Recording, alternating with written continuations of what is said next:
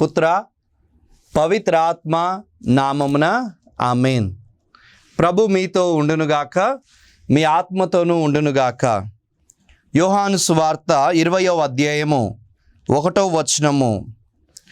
ఆదివారము తెల్లవారక ముందే మగ్దల మరియమ్మ సమాధి యొద్దకు వెళ్ళి ఆ సమాధి మీద రాయి తీసివేయబడి ఉండుటను ఆమె చూచెను.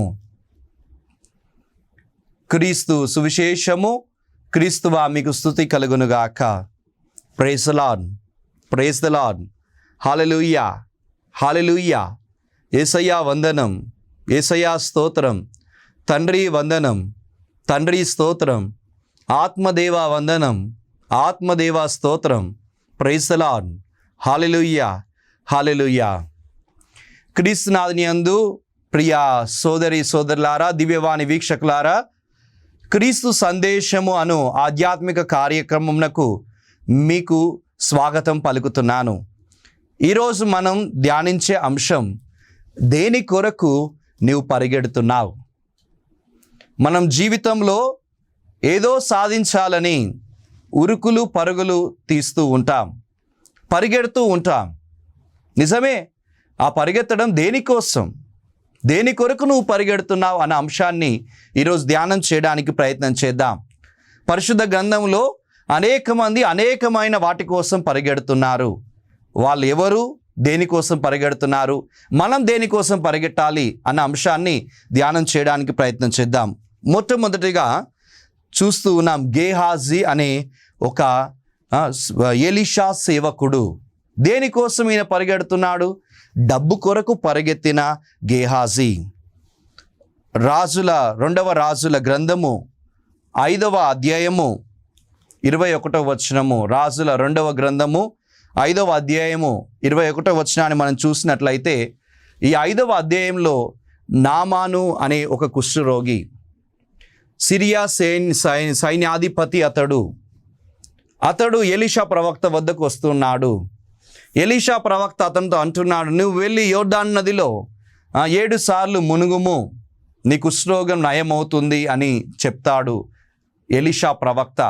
ఎలీషా ప్రవక్త మాట ప్రకారం నామాను వెళ్ళి ఆయన యోర్దాను నదిలో మునిగి పైకి లేవగానే ఆయనలో ఉన్న కుష్ఠరోగం అంతా కూడా మాయమవుతుంది, మాయమవుతుంది. దేవుని కృప వల్ల అతడు స్వస్థుడవుతాడు. ఆ స్వస్థతను తెలుసుకున్న ఆ యొక్క నామాను ఎలీషా ప్రవక్త దగ్గరకు వచ్చి కృతజ్ఞతగా డబ్బును సంపదను ఇవ్వాలని ఆశపడి ఎలీషా ప్రవక్త దగ్గరకు వచ్చి ఆ డబ్బును ఇవ్వబోతుంటే ఎలీషా ప్రవక్త ఇవి నాకు వద్దు అని తిరస్కరిస్తాడు. కానీ ఎలీషా ప్రవక్త పక్కనే ఉన్న గేహాజీ ఈ యొక్క ధనం కోసం వెళ్తున్న నామాను రథం వైపు పరిగెడుతూ ఉన్నాడు. అలా అతడు డబ్బు కోసం పరిగెత్తాడు, బట్టల కోసం పరిగెత్తాడు. ఫలితంగా ఏం జరిగింది తెలుసా? ఈ విషయం ఎలీషా ప్రవక్త చూసి, ఏ యొక్క రోగం అయితే నామాను వీడిందో అదే రోగం నీకు ఆవరిస్తుంది అని చెప్పేసి గేహాజీతో అంటున్నాడు. ఫలితంగా గేహాజీ కుష్ఠరోగాన్ని పొందుకుంటున్నాడు. దీన్ని బట్టి మనం అర్థం చేసుకోవాలి, ఈ లోక వస్తువుల కోసం పరిగెడితే మన జీవితం అనారోగ్యం తప్పదు. నిజమే ప్రియ బిడ్డలారా, ధనం కోసం చాలామంది ఒక పని తర్వాత ఒకటి చేస్తూ చేసుకుంటున్నారంటే దేవుణ్ణి మర్చిపోయి జీవితాన్ని కోల్పోతున్నారు. అలా ధనం కోసం పరిగెడుతూ వారి జీవితంలో అనారోగ్యంతో అంతమవుతుంది. కాబట్టి ఈ యొక్క మొదటి ఉదాహరణ మనకు నేర్పిస్తుంది, డబ్బు కోసం, ఈ లోకపు వ్యామోహాల కోసం పరిగెడితే అనారోగ్యమే నీకు తప్పకుండా వస్తుంది. కాబట్టి దీనికోసం నువ్వు పరిగెత్తకు. రెండవది మనం చూస్తూ ఉన్నాం, యెషయా గ్రంథము 59వ అధ్యాయము 7వ వచనం చెప్తుంది, కొంతమంది పరిగెడుతున్నారంట. దేనికోసం పరిగెడుతున్నారంటే దుష్కార్యములు చేయడానికి పరిగెడుతున్నారు, చెడును చేయడానికి పరిగెడుతూ ఉన్నారు. కొంతమంది కాళ్ళు ఎక్కడికి వెళ్తున్నాయంట అంటే చెడు పనులు చేయడానికి, వెళ్ళకూడని ప్రదేశాలు వెళ్ళడానికి కాళ్ళతో ఉరుకుతున్నారు, పరిగెడుతున్నారు. వ్యభిచార గృహాలకు పరిగెడుతూ ఉన్నారు, లేకపోతే బారు షాపులకు పరిగెడుతూ ఉన్నారు. వీటి కోసం పరిగెడితే ఏమవుతుందంట, జీవితమే కోల్పోవాల్సి వస్తుంది. చూస్తున్నాం పరిశుద్ధ గ్రంథములో రాజుల మొదటి గ్రంథం 15వ అధ్యాయం 26 నుంచి 30 వచనాల వరకు మనం చూస్తే ఇద్దరు తండ్రి కుమారుల ఇద్దరిని చూస్తున్నాం. ఎవరు వారు అంటే యరొబాము మరియు నాదాబు. యరొబాము, నాదాబు వీరిద్దరు దేనికోసం పరిగెడుతున్నారు? చెడు పనులు చేయడానికి పరిగెడుతున్నారు. అనేకమైన దుష్కార్యాలు, దేవునికి నచ్చని అనేకమైన దుష్కార్యాలు తండ్రి కుమారుడు ఇద్దరు కూడా రాజులుగా ఉండి చేశారు. ఫలితంగా ఏం జరిగింది?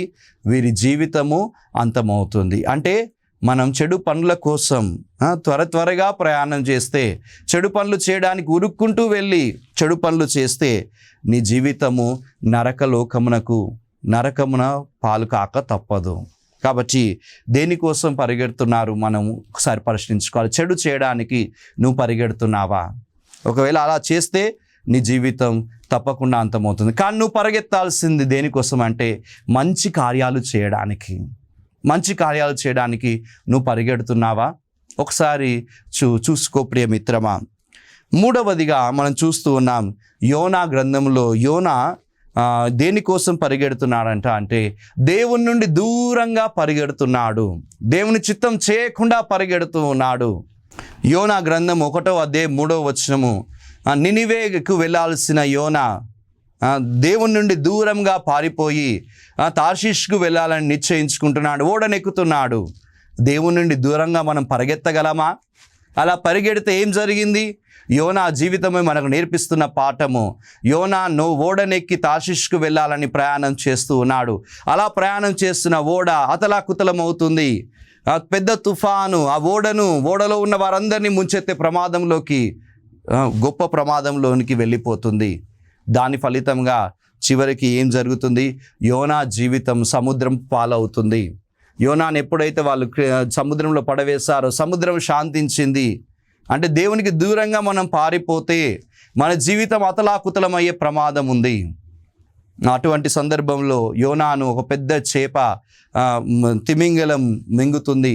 3 రోజుల పాటు తిమింగలములో పెద్ద చేప కడుపులో ఉన్న నోవా దేవునికి మొరపెట్టుకుంటున్నా, అయ్యా నీకు దూరంగా పరిగెత్తాను, అందుకే ఈ కష్టాలు, నన్ను రక్షించుము, నువ్వు చెప్పినట్లే నీ చిత్తం నెరవేర్చడానికి నేను నినివే నగరానికి వెళ్తాను అని చెప్పి యోనా ప్రార్థన చేసినప్పుడు మరలా ఆయన యొక్క జీవితం పరిగెడుతుంది, నినివే వైపు పరిగెడుతుంది, దేవుని చిత్తం చేయడానికి పరిగెత్తింది. మరి నీ జీవితం ఎలా ఉంది ప్రియ బిడ్డ? యోనాలాగా దేవుని చిత్తం చేయకూడదని దేవుని నుండి దూరంగా పారిపోతున్నావా?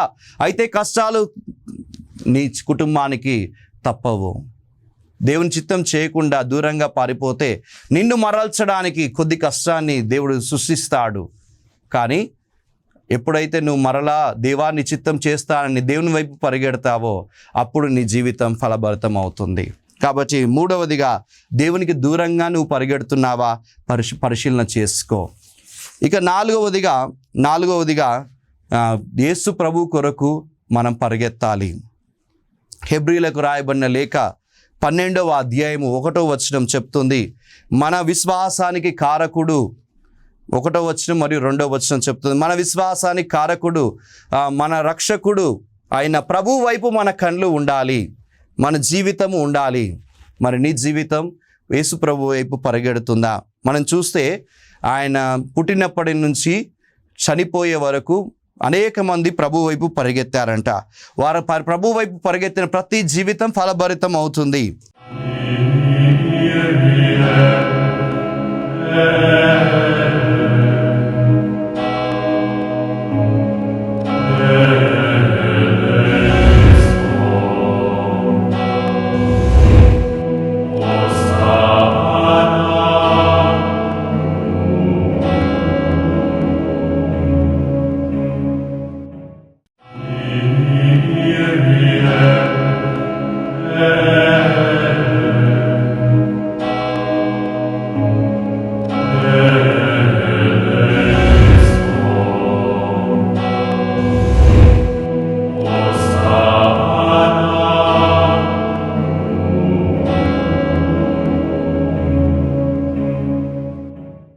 ఉదాహరణకు మనం చూస్తే లూకా శుభవార్త 2వ అధ్యాయంలో మనం చూస్తే గొల్లలు ప్రభు వైపు పరిగెడుతున్నారు.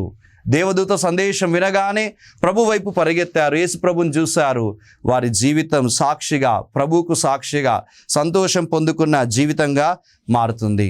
అదేవిధంగా ముగ్గురు జ్ఞానులు ఆకాశంలో నక్షత్రాన్ని చూసి ప్రభు వైపు పరిగెత్తారు, యేసు ప్రభుని చూడడానికి వెళ్ళారు, పరిగెత్తారు. ఫలితంగా వారి జీవితంలో నూతన జీవితాన్ని వాళ్ళు పొందుకొని మరొక మార్గంలోకి వెళ్తూ ఉన్నారు.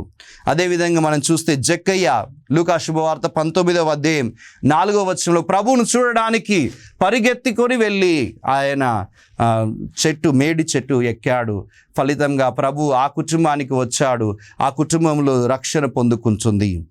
లూకా శుభవార్త 24వ అధ్యాయం 12వ వచనంలో మనం చూస్తున్నాం, యేసు ప్రభు ఉత్థానం అయిన తర్వాత పేతురు సమాధి వద్దకు పరిగెత్తుతున్నాడు. పరిగెత్తి సమాధిలో ప్రభు లేడు అని గ్రహించి సజీవుడని పేతురు ప్రజలందరికీ సాక్ష్యం ఇస్తున్నాడు.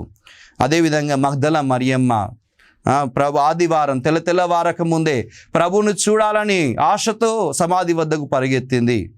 ప్రభు కోసం పరిగెత్తిన ఆమెకు ప్రభు దర్శనమిస్తున్నాడు. ఇన్ని ఉదాహరణల ద్వారా ప్రభు మనకు నేర్పిస్తున్న సత్యం, గొల్లలు కావచ్చు, ముగ్గురు జ్ఞానులు కావచ్చు, జక్కయ్య కావచ్చు, పేతురు కావచ్చు, మగ్దల మరియమ్మ కావచ్చు, వీరందరూ మనకు నేర్పిస్తున్న సత్యం ఒకటే: యేసు ప్రభు కోసం నువ్వు పరిగెత్తు.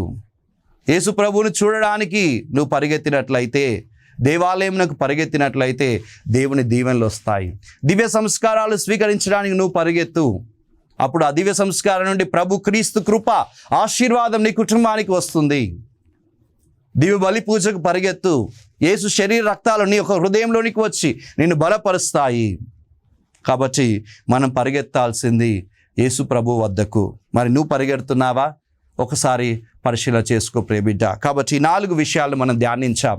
డబ్బు కోసం పరిగెత్తిన గేహాజీ అనారోగ్యంతో జీవితాన్ని అంతం చేసుకుంటున్నాడు. నాదాబు మరియు యెరోబాము